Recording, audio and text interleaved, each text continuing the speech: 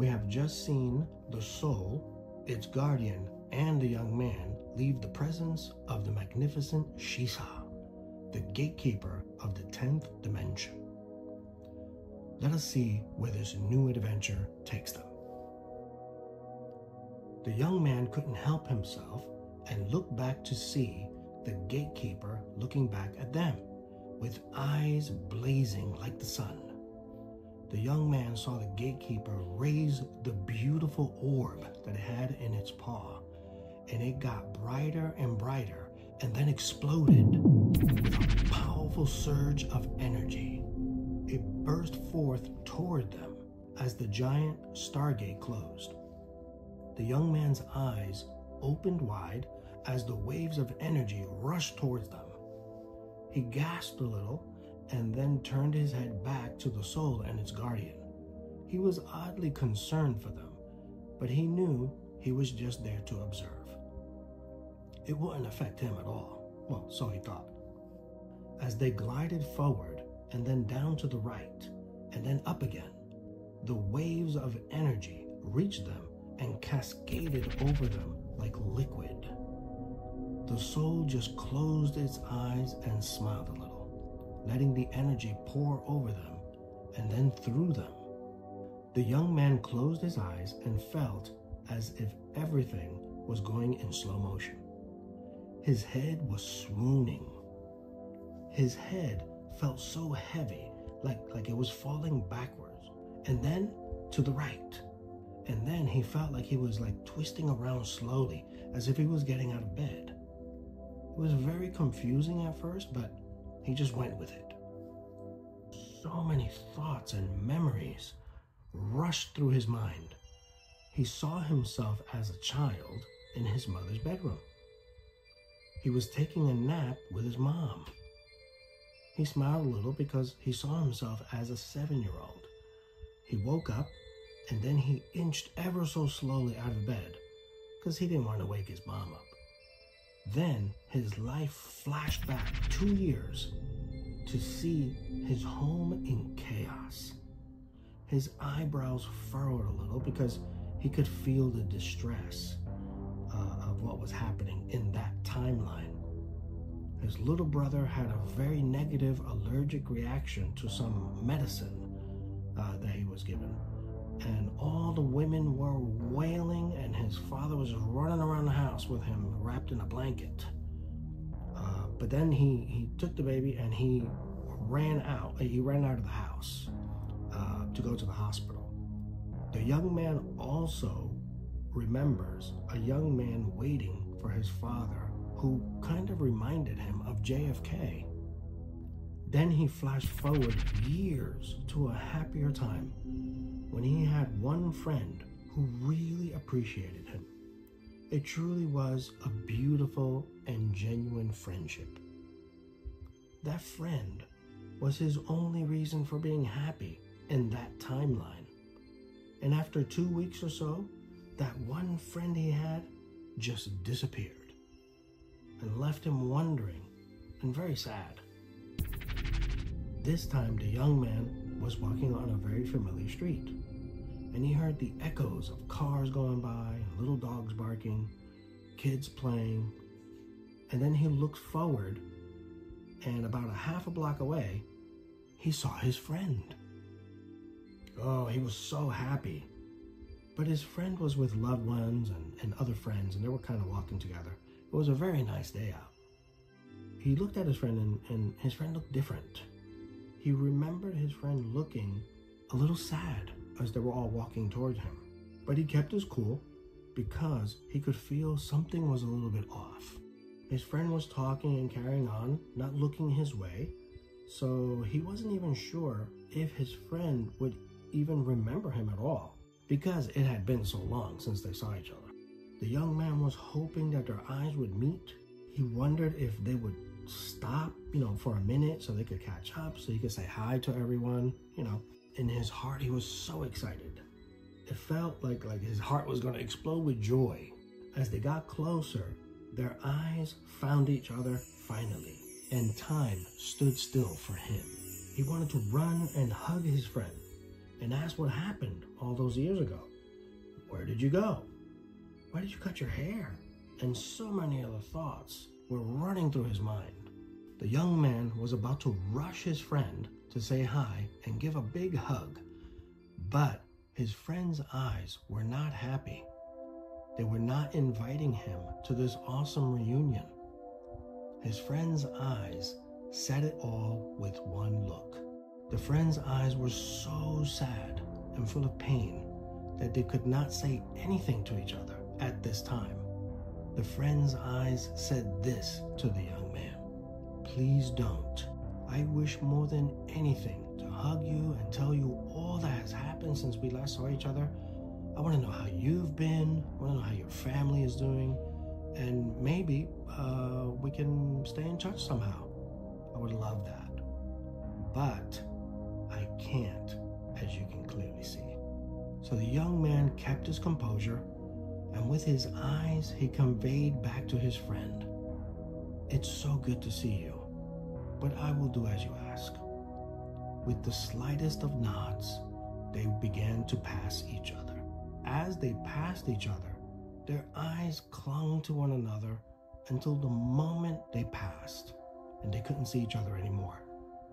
The young man didn't dare look back for fear that he would get his friend into some kind of trouble, maybe. He couldn't bear the thought of doing that, so he kept walking. He could hear them walking away. Their voices were trailing off until he couldn't hear them anymore. And alas, he never saw his friend again. Then, with a burst, he flashed backward and saw his father doing horrible things and saying horrible things. The feelings were so vivid and strong. Then he flashed forward many years and saw himself sleeping in a car, and he remembers being a long way from anywhere familiar to him. He remembers looking around a little bit, making sure that there were no police, because unfortunately they don't even want you sleeping in cars, in your own car, somebody else's car, it doesn't matter. So he's looking around, and then, since the coast was clear, he laid back down on the floor panel of the back seat, and he covered himself with a small little blanket so that he wouldn't be seen, and hopefully that would keep him warm. He flashed forward to a happier time when he was in church, singing and dancing. He could hear the music and feel all the people around him. He remembers this well. There were so many lights and instruments, and people singing and crying. There were people being prayed for, and then there was more crying and laughing. It was all just echoes. But he also remembers thinking, I wonder what all these people would think if they knew it took me 2 hours to walk here for every service that I attend. And then after service, I'm tired, I'm sweaty, I'm hungry, and I'm sad despite the church service, because now I have to walk 2 hours back to my uncle's house where I was staying at the time. And it's like 11 p.m. or midnight through the worst neighborhoods, mind you, because I'm too scared to ask for a ride. And I don't ask anyway, because no one is going in that direction. Then the young man flashed forward to a time that wasn't familiar to him.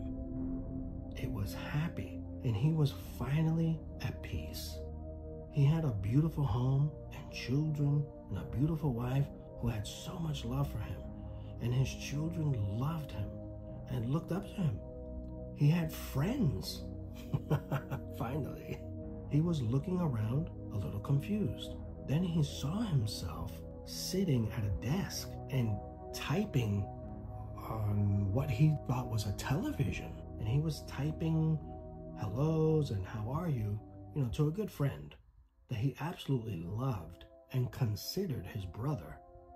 That was a very strong feeling, indeed. They talked all the time on this TV. The young man just shook his head, wondering, what is all this? How interesting. The young man kind of jerked his head to the side a little, still asking himself, what is going on? It was a future timeline that he had not reached yet. Then everything got blurry and flashed to a different time, another future event. And he saw that he was part of a huge family. And there were get-togethers and music and parties. Wow, the young man thought, I love this. He could hear all the music. He furrowed his eyebrows a little in confusion. And he was thinking, is this really my life? Is this going to happen? Then, with a powerful surge of energy, everything went silent. And all he could see was a thick white mist. And all he heard now were the trailing echoes of happy voices, as if they were very far away. The young man felt like years and years had passed. But when he finally opened his eyes, he was out of the wormhole, and the soul had just opened its eyes next to him and looked forward and then up. The young man was in awe of what they were all looking at. It was a gigantic clock, or that's what the young man thought it was. As he inspected closer, it looked like a giant machine of some kind, with building-sized gears and shafts, all turning in many different directions. The young man's mouth hung open in disbelief, and so did the soul's.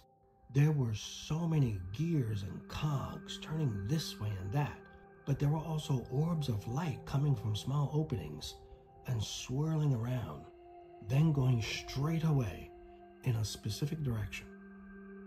As they walked backwards slowly to get a better view, they could see this machine more clearly. It was a planet-sized armillary sphere. Whoa, said the young man and the soul at the same time. It was magnificent. It was a dark golden color. It looked like hammered gold. And some of the giant gears looked like they were made from platinum. There were gigantic rings of all sizes that fit perfectly within each level going inward. The rings were covered with numbers and ancient symbols, and they glowed with a fiery wisdom only known to the Creator. The rings all spun in different directions around the inner spheres. Sometimes they could see lightning bolts coming from the rings as they made a full revolution. Now their eyes caught the center where there was a glowing celestial sphere. It was beautiful with the essence of blues and greens swirling all around it like a mist. The young man could see it was planet Earth. And the soul said to the guardian, look, that's the Earth. And there were so many stars and galaxies. As they looked closer, they could see constellations. And those constellations seemed very familiar to the young man. And they were all around the Earth, just above and around it, as if the Earth was inside a sphere that was made up of the constellations. So interesting, thought the soul. The constellations were moving around slowly with the Earth and the Sun, but the constellations and other planets were moving in very deliberate directions and then stopping at certain points. And all the giant rings seemed to be slowing down now. When they looked up, they could see that all the rings stopped at the same time, one right underneath the other, as if all the rings were now making a single opening. It was spectacular. The soul could see numbers and degrees of longitude and latitude, and the Earth and the Sun would light up with a burst of energy when these alignments would happen. Then the constellations, planets, and rings would start moving again in different directions, and then stop, and then there were more numbers and degrees. But then the young man saw that one or more of the constellations lined up with certain planets, and they would light up together. Then energy would burst forth from them towards the Sun and the Earth, and the Sun would release a huge coronal mass ejection. It was a beautiful ring of fire and energy that you could actually fit the whole earth through, and the energy surge would pass over the earth. The soul was in awe. Then their attention was drawn to a small burst of blue light coming from very far away within the armillary sphere. It was almost like a pinhole of light. And as they walked around the sphere to see what was happening, they saw a small moon coming toward the earth. The young man kept looking at it like he knew what it was. It was small and grayish white. Some parts were a little darker in color. It looked like it had been through a lot, like it had traveled through an asteroid belt, or it had been in some unknown battle, and it was hit on all sides. You know, like it had craters, but the craters weren't deep, which was kind of odd. But in the end, the young man figured, whatever this little moon was, it was definitely fleeing something. As they watched the small moon pass constellations and other planets and galaxies, it found its way into the galaxy of Earth. It seemed to slow down and fly around the sun and make a huge arc far away from the Earth, as if it was going to leave the galaxy, but then circles back around. The small moon circled the Earth a few times, and while the moon was circling, certain constellations were lighting up, and there were many numbers and degrees being displayed, and the Earth started to pulse with energy, and the sun was also getting brighter at key times with particular constellations. And then the small moon started to circle a little faster, going around the Earth. And it went around the Earth many times, and many constellations were lighting up and blinking rapidly and lining up with certain planets. Then all of a sudden, all the rings stopped slowly again as they all lined up, one right underneath the other. And when they looked, all the constellations were brilliant and shimmering with strings of light attached to various planets. The small moon had settled in its place slightly above, but basically next to the Earth. It had found the perfect alignment and angle of degrees and distance from the Earth.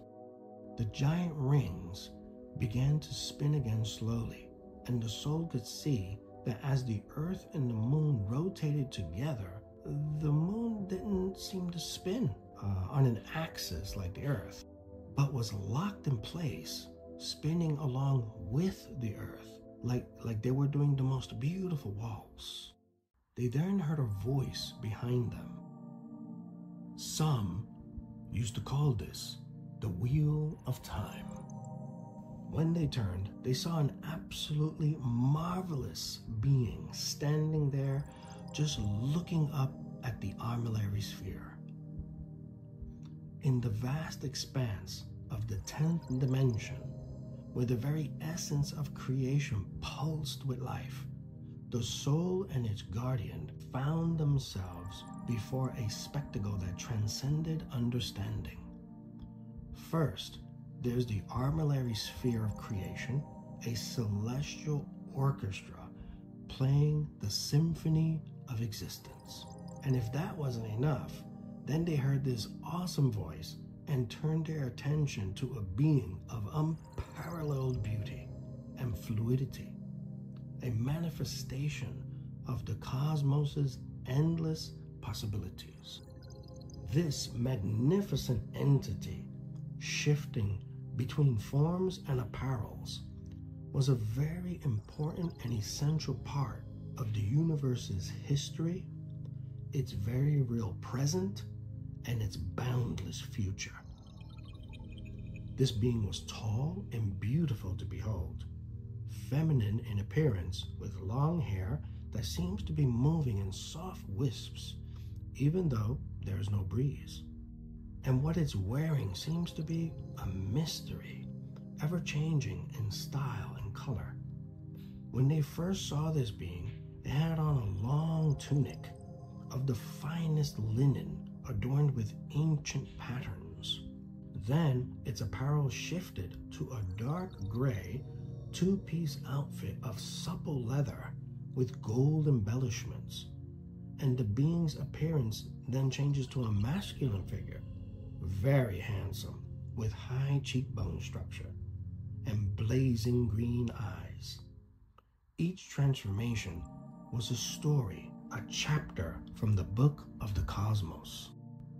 As the being settled into its final form, an ageless figure, neither masculine or feminine, it wore a silvery rainbow gown with long, elegant hair moving like weighted strands of cosmic fabric. It exuded an aura of wisdom, grace, and authority. Its eyes were deep and knowing and held the weight of aeons, yet sparkled with the light of stars yet to be born. The soul, moved by the presence of such a being, ventured to ask its identity. The reply was as profound as the universe itself. Its voice was absolute and firm, but gentle, yet demanding respect. I have been. I am predestination. I am nemesis. I am destiny. But then looked at the soul and its guardian and leaned in a little and said, but to most everyone and everything in creation, I am known as fate. The revelation of fate's presence in the 10th dimension was a pivotal moment in the soul's journey.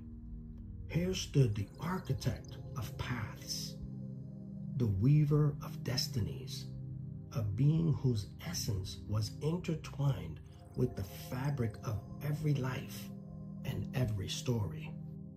Fate's gentle smile was an invitation, a call to embrace the journey laid out before them, to trust in the cosmic plan that guided their steps. The soul, accompanied by his guardian, stood before fate, hearts filled with a mixture of awe and understanding. The encounter was not by chance, but by design. A destined meeting that would impart crucial knowledge and wisdom for the journey ahead. The soul and its guardian realized that their path was part of a greater purpose, one that was lovingly and meticulously crafted by the Creator. With a deep sense of purpose and a renewed trust in the journey, the soul and its guardian prepared to continue their voyage through the 10th dimension, guided by the lessons of fate and the unwavering light of their mission. Walking upon a path with very large, engraved golden slabs, they looked like perfect squares. The young man looked down at them and saw that each one was adorned with the intricate calculations of time, while the soul and its guardian found themselves enveloped in the profound teachings of fate. They didn't even notice that high above them and all around in the atmosphere of this dimension, there were long and twisting tubes as far as the eye could see. There was a magnificent light in the distance. It looked like a sunset or a sunrise, but it was neither. It was a mystery to him, but something about that light was calling to him. The young man could see orbs of light of all different colors and sizes going into so many of the tubes and being propelled to some unknown destination. Some were moving really fast, and some moved so fast that you didn't even see where they went. They just looked like they disappeared. And some went into the tubes and didn't move at all. That was curious. Then he turned his attention back to the conversation before him. The very ground beneath their feet was a testament to the complexity and omnipresence of time within the fabric of existence. As fate guided them, its voice resonated with the wisdom of the ages, explaining the ebb and flow of time's passage.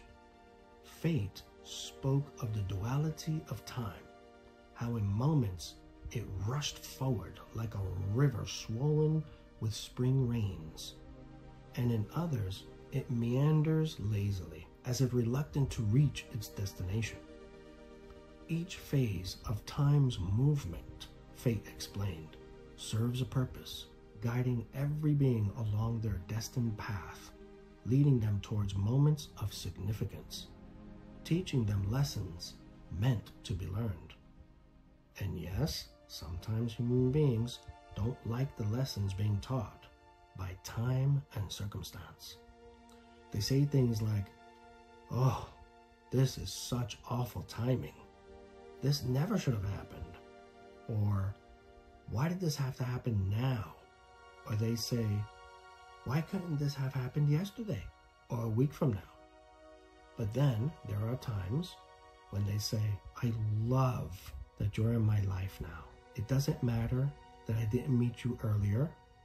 We are here now, and I am so happy."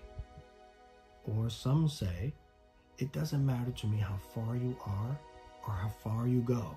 I will always see you again." And then Fate said, everything has its time. Time is an unyielding reminder of the cycles that govern life itself. There is a time to live fully, embracing the joy and the light of existence. There is a time to laugh, finding solace in the shared love that binds souls together. There is a time to feel sadness, a testament to the depth of our connections and the value we place on them. And a time also to transition, to close one chapter and begin a new one. Each transition is a step along the infinite spiral of growth and evolution. Fate then explained to the soul, "You will learn that transition has been taught to be a very sad happening, excruciating to many, and making them curse the Creator, and even themselves, and the poor soul that is no longer with them. On earth, they call it death and the end of life, but nothing could be further from the truth." Human beings are not to blame for this perspective. It is those that need to always have such control over the human populace that have taught and spread these teachings that are to blame. And over millennia, they have been steering the collective conscious and unconsciousness in a direction it shouldn't be going in. That is why all must awaken and know themselves. Almost all of humanity have forgotten what transition is and why it is, but that is a lesson for much later. Just know that there are cosmic and universal laws. Nothing can happen before the appointed time or after the appointed time. If it happens, whatever that is, it is because it was meant to happen at that time and in that way. You will find that most on earth will not accept this profound truth.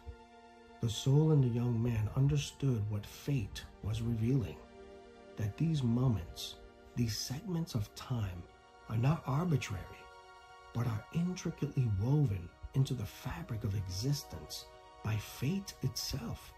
Time encompasses all, a design that binds every choice, every moment, to the grand scheme of the cosmos.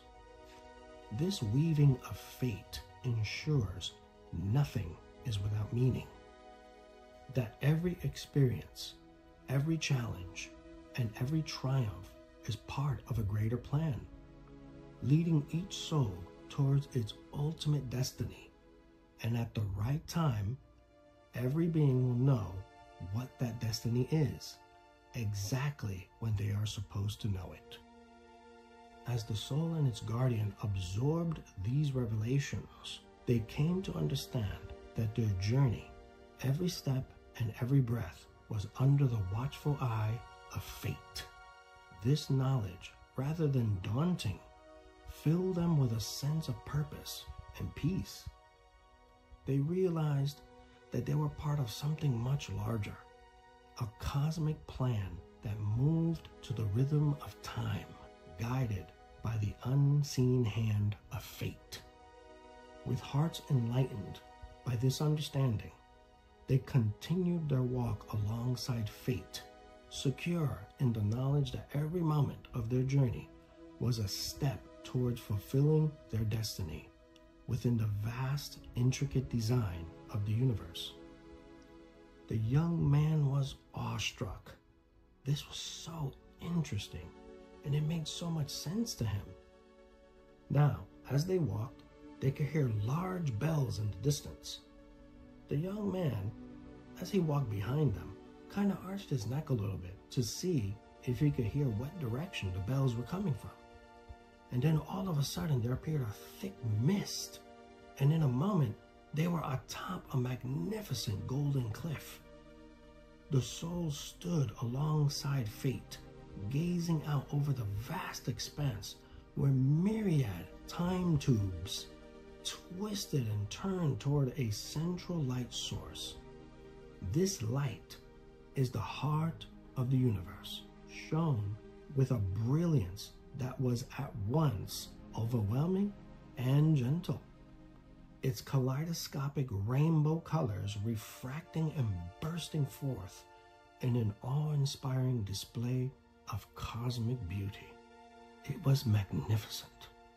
Fate, with a serene gesture, then raised a hand and began to explain to the soul the principle of time dilation. The young man just leaned against the golden mountain and absorbed every word. Fate continued to say, the passage of time can stretch or compress, seemingly standing still or rushing forward. Then a photon of light appeared in the raised hand of fate, demonstrating these feats as fate was describing them. Fate then explained how the passage of time affects the consciousness of human beings in many different ways. The passage of time is a phenomenon, a conundrum, a paradox, if you will. Sometimes for human beings, things are going very well. Everyone is so happy and feeling great, like they're living on top of the world, like nothing can go wrong. And the next thing they know, years have passed. And they say, where did all the time go? It seems like just yesterday we were at this party. Or they're experiencing very negative times in their lives, and they say in their desperation and anguish, oh, when is all this gonna end? Why can't I just get on with my life? Why is nothing good happening for me? It seems like this has been happening forever. You see, time moves with the rhythm of the frustrations or aspirations of living beings. Human beings perceive time as either a fleeting shadow or an immovable mountain. Then, with a more serious but gentle tone, fate simply said, human beings are very fragile and are constantly learning and growing. They will always feel every emotion to the maximum. Timing is everything. Know that everything that is happening to a particular soul and everything that is going to happen in that soul's life at that moment is supposed to happen. Now, there are other forces in creation that will take advantage of a soul's situation for their own very selfish and nefarious agendas. But we'll get to that later. Most human beings don't like to know any of this because it goes beyond understanding. And human beings tend to be afraid of what they don't understand. But I am confident that one day they will finally understand and let go of the fear that has held them back from becoming all that they are. Now the soul nodded. Wow, how complex. But it makes sense. I also understand that none of this should be taken lightly. Fate was pleased and now wanted to illuminate the soul with something more advanced. Now that the soul understood the basic fundamentals of time and how it can affect each soul in so many different ways, Fate felt that it was time to dive into something very serious, but essential at this point in time.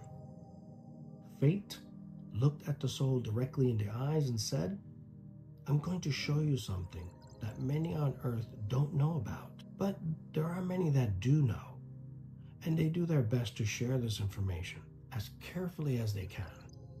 Come with me."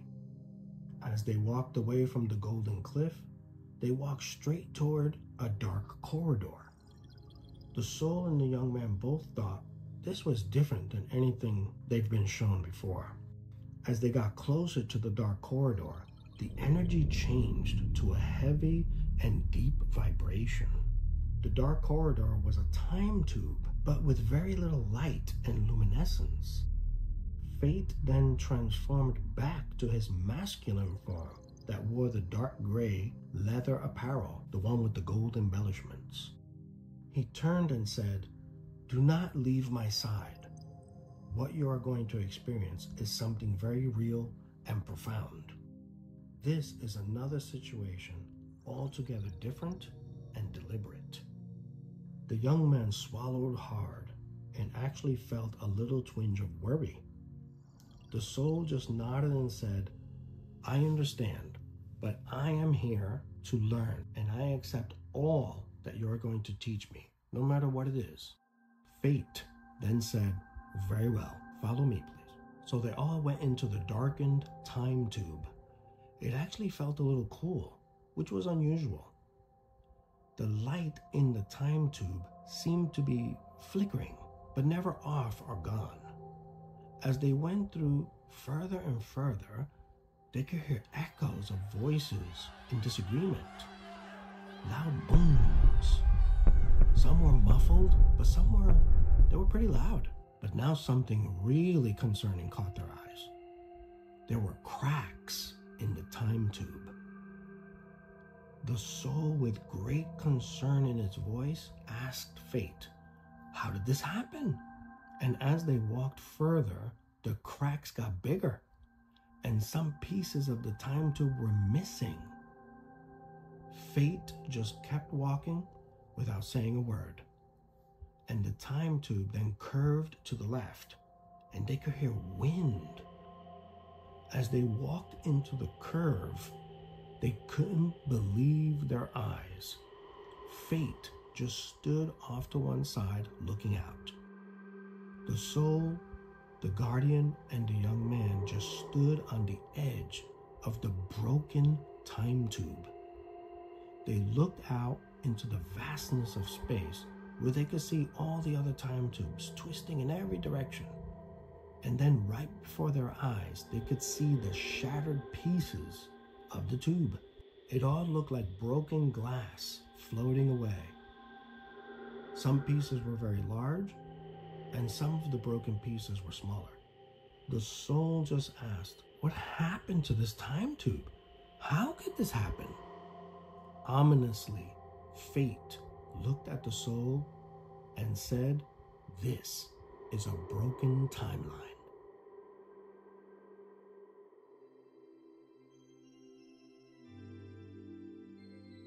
Well, my brothers and sisters, hope you enjoyed this part of the journey, but this is where I will leave you for now. Stay tuned for the continuation of the soul's great lesson about the broken timeline and how and why it happened, and the gift that Fate will give the soul to be able to combat this force that threatens the soul's life. Once Fate has given the soul this profound wisdom, the soul and its guardian will then be ushered into the wormhole towards the 9th dimension, where it will learn even more secrets of the universe and even of itself. So until we fly again, be blessed and have a great day.